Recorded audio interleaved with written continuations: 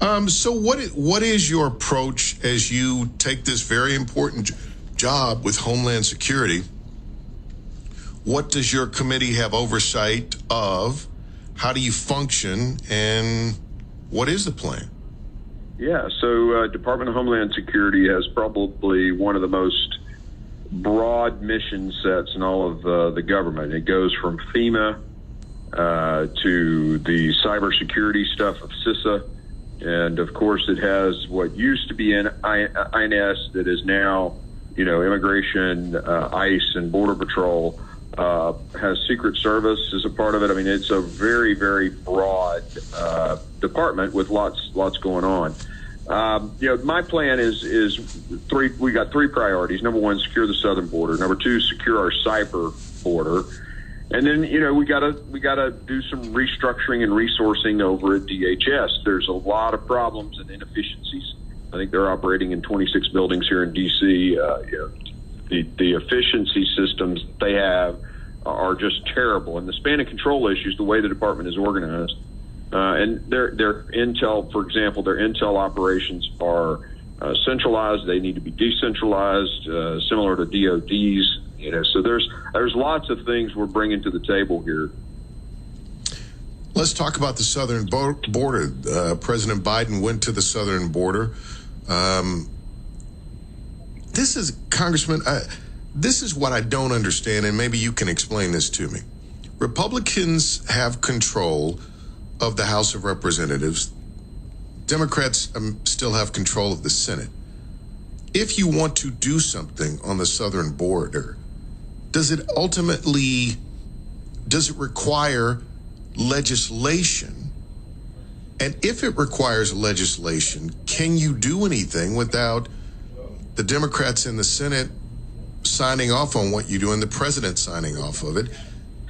Would it be, and I mean this with great respect, but I just don't understand, is everything that you might attempt to do really just symbolic?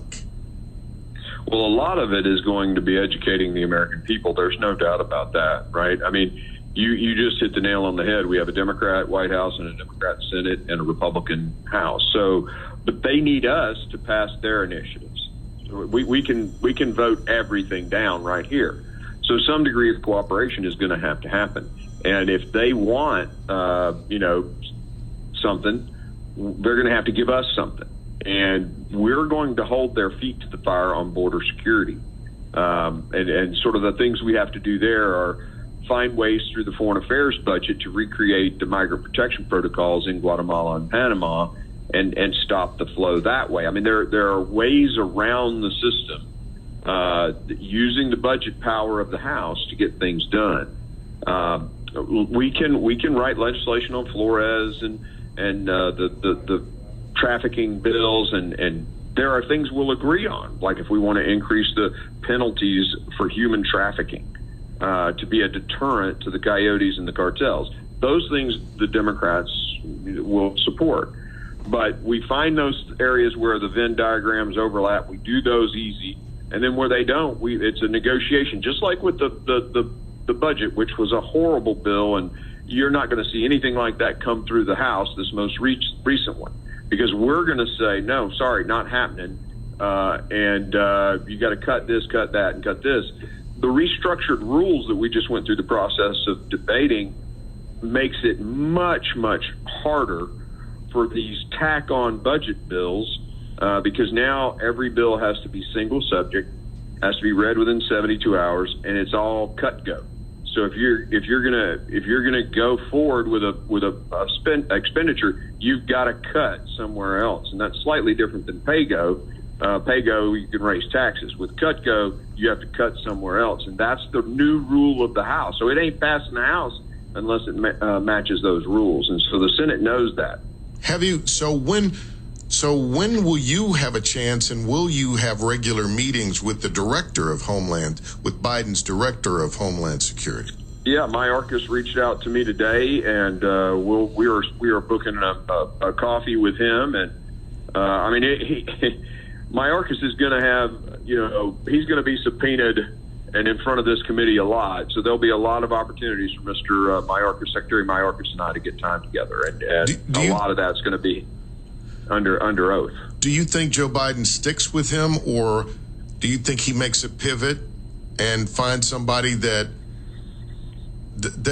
do you think President Biden might start to take, and as part of going to the border, a move toward the Republicans to try to tamp down the friction that is inevitably going to come? Will he end up sticking around? Because Mayorkas will not even say the word crisis. He won't say it. And you always ask the right question. So this is what's going to happen. Public, as we get on the airwaves and we talk about what's happening I've got a 5-phase plan to hold Mayorkas accountable, and there are themes for each of those phases, structured time. By the time we get to the end of that, I think public opinion is going to be so bad Mayorkas is going to resign. They're going to need a fall guy.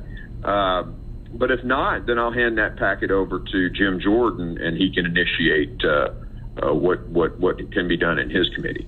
All right. I know you've got a vote coming up. Congressman Mark Green, congratulations on your selection to chair the Committee on Homeland Security. Thank you for joining us. Thank you, brother. Thanks for having me. Good to hear your voice. See you.